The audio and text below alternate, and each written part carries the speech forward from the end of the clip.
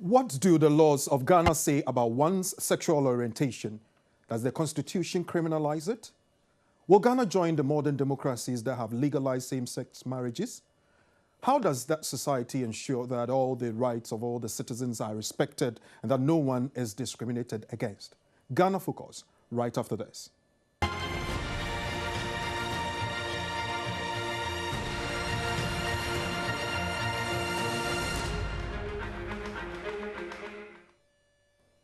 Good evening and welcome to the program. The first part of Focus on Ghana tonight takes a look at the issue of sexual orientation in Ghana vis-a-vis the fundamental rights of the Ghanaian. The second part will look at still the values and cultures of a Ghanaian in the light of multi-party democracy, the politics of insult. For the first part will be Peter Tatchell, a civil rights activist who has championed the cause of homosexuals all over the world. We have Rev Gabriel Sarpong of Liberty Evangelistic Chapel, London, and Georgette Djaba, a solicitor, on the panel to look at the important issue of some homosexuality as it relates to Ghana. Ladies and gentlemen, you're welcome to the show. We'd also like you to join us on 0207 501 7701 with your comments and contributions. You can also email us at focusonghana@voxafrica.com and via Facebook, Focus on Ghana. Once again, welcome to the show. Thank you. Thank you.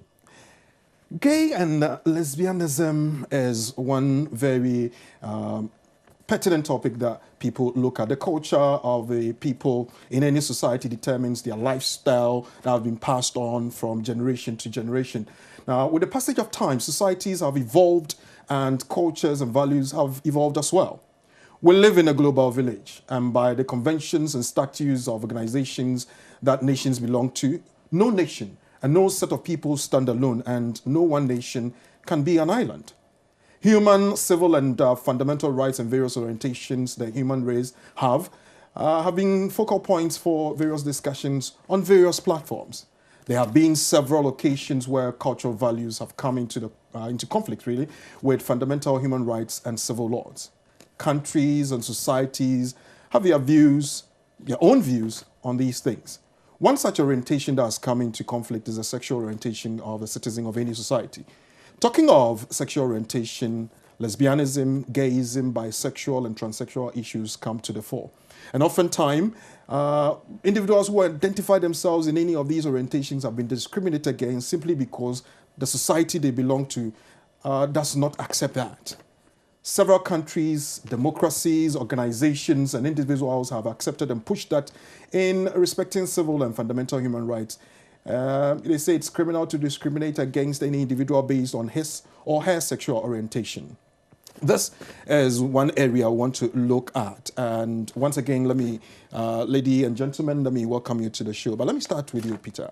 You have campaigned for civil rights and of individuals based on their sexual orientation and all that. Tell me about such campaigns. What have you been looking at? Well, first of all, I do not approach this issue as a Westerner. I approach it as a human rights defender who defends the human rights of all peoples everywhere, including all the people of Africa, whoever they are. The second thing I'd say is that looking at my own background, because I'm a human rights defender, since the 1960s, I was involved in supporting the African liberation struggles against colonialism, Right. and was involved in many of the solidarity movements in West Africa and Southern Africa against white minority rule and colonization. Right. And to me, the struggle for lesbian and gay equality is part of the continuing, evolving struggle for the liberation of the people of Africa from oppression and stigmatization. The third point I say is that I want to offer my personal apology to the people of Ghana for the fact that my country, Britain, imposed these anti-gay laws upon the people of Ghana and sent missionaries to Ghana to preach hatred against gay people. Because before Britain came to Ghana, there were no anti-gay laws. Gay people existed in Ghana. Some were tolerated, some were accepted. It's only with colonialism that homophobia, that prejudice against gay people came to Ghana. So I want to say sorry to all the people of Ghana for the suffering that British anti-gay laws have imposed upon your country. And I would appeal to you to recognise that these are not indigenous Ghanaian laws. They were laws and ideologies imposed upon you by British imperialism in the 19th century and sustained ever since. As an independent nation, I would hope the people of Ghana would throw off these anti-gay laws and assert their own Africanness, which historically tolerated or accepted homosexuality. Now, talking about it not being part of the laws of Ghana, I would want to quickly go to Reverend Sarpong and find out, did we pick those things with the onset of religious beliefs or Christianity, or what you believe is something that it's not supposed to happen in the country? Well, I'm speaking from the point of view of the Bible. Right. From the Christian point of view. When you go into scriptures, you find out that there were stringent laws against gay practices and sexual orientations. And when you come into the New Testament, that's where you see that God now is operating grace. There are certain aspects of lifestyle that God, even though in the Old Testament, God completely prohibited it. But when it comes to the New Testament, he does not approve of it. But there's no, instant judgmental action from God directly to it. And relating to the beliefs in the Bible, connecting with the beliefs or the practice or the laws of Ghana, I'm not too sure to say that it was imposed. The anti-gay laws were imposed by Britain upon Ghana. Ghana itself has its own culture. There are cultural practices in Ghana where gay practices are not accepted. That's, culturally speaking, it's not accepted. If anybody is practicing gay, right from the word go, you become a social outcast, because right from the beginning of history, when you go through history, you were not accepted. But criminalizing the practices or attacking, those that are involved in gay practices in itself is also not right, because you cannot correct something that you think is wrong by doing another wrong. Let me then turn to Georgette.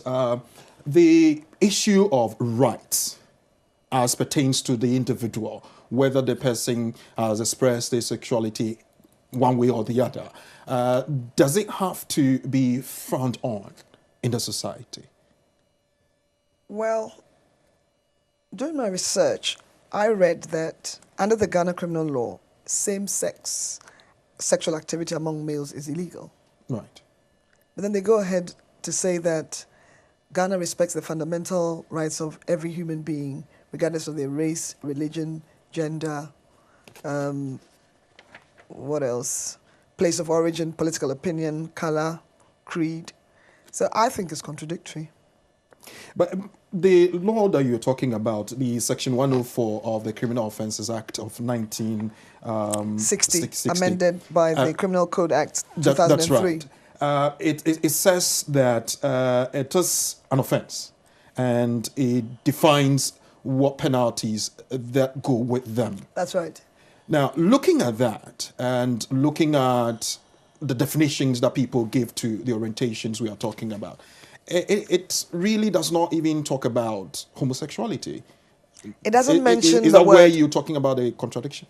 Well, it doesn't mention the word. What I'm saying is, it says that it respects the fundamental human rights of every citizen. Okay. And yet, on one hand, it's also saying that it is illegal for anybody to involve themselves in same-sex sexual activity. It talks about males. It is silent on females.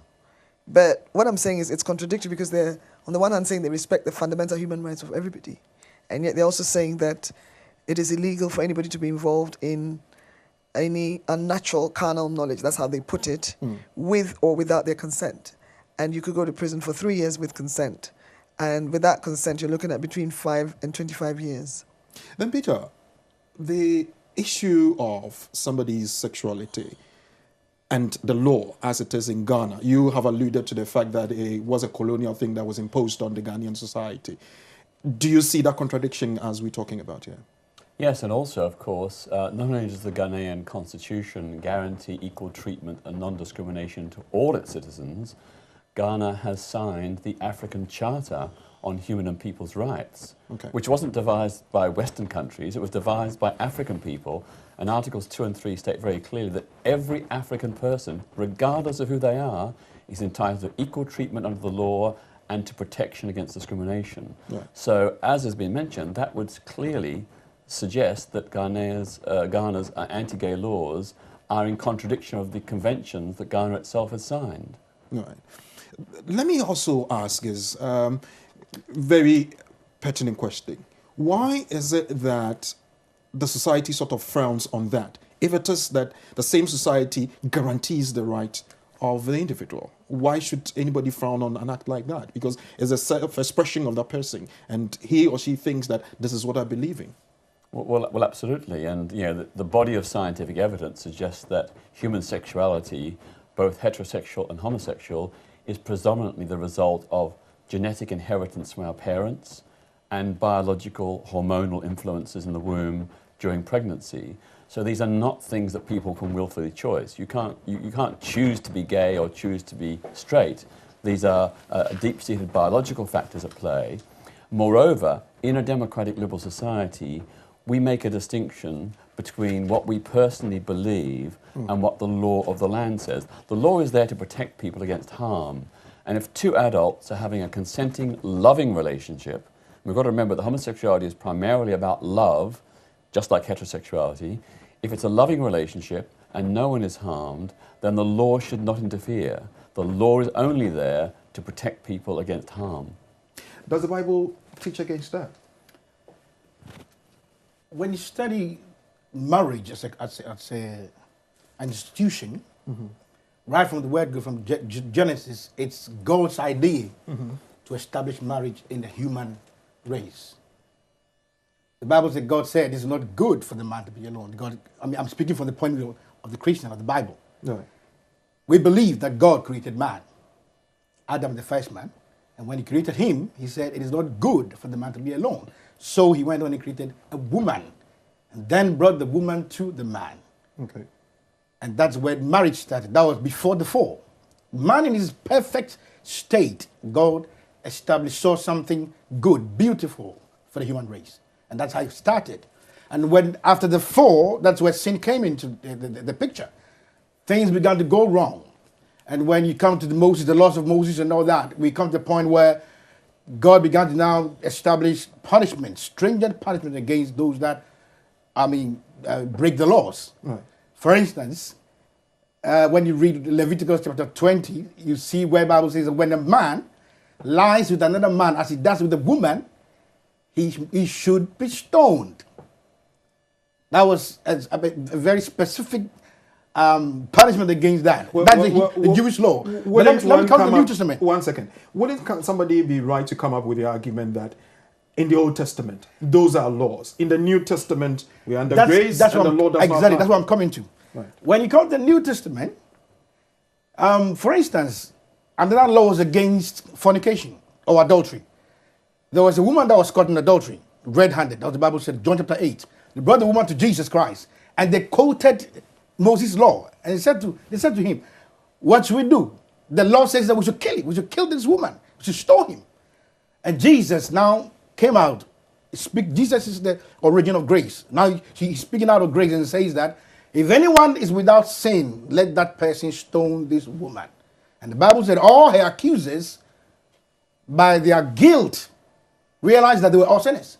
As the Bible says, all have sinned and come short of the glory of God. None of them was able to pick up a stone and stone her. And Jesus now came out with the judgment and says that, where are your accusers? None of them has been able to accuse you? All right, I neither condemn you, but go and sin no more. Grace, when you read Titus, when you're speaking Titus chapter 2 from verse 11 and 12, it says that the grace of God that brings salvation has appeared unto all men, teaching us to deny ungodliness.